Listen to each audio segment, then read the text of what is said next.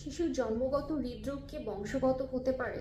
কিছু কিছু ক্ষেত্রে যদি দেখা যায় বাবা মা কিংবা খুব নিকট আত্মীয়ের জন্মগত হৃদরোগ রয়েছে, সেসব ক্ষেত্রে অনেক সময় এটি বংশগত কারণে হতে পারে। অথবা কখনো কখনো দেখা যায় কিছু জেনেটিক সিনড্রোম বাচ্চাদের অ্যাসোসিয়েটেড থাকে, যে ক্ষেত্রে হৃদরোগের জন্মগত হৃদরোগ থাকার সম্ভাবনা অনেক বেড়ে যায়। যেমন ডাউন সিনড্রোম, এই ধরনের রোগীদের ক্ষেত্রে জন্মগত হৃদরোগ থাকার সম্ভাবনা অনেক বেশি।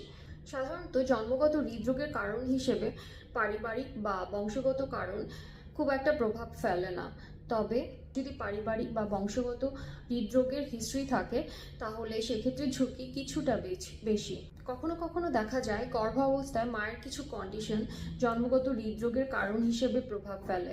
যেমন গর্ভাবস্থায় যদি মায়ের ডায়াবেটিস থাকে, যদি কিছু ভাইরাস যেমন রুবেলা দ্বারা মা আক্রান্ত হন, যদি দেখা যায় যে গর্ভকালীন সময়ে মা কিছু মেডিসিন কিংবা ক্ষতিকর পদার্থের সংস্পর্শে এসেছেন, সেসব ক্ষেত্রে জন্মগত হৃদরোগ হওয়ার ঝুঁকি অনেক বেড়ে যায়।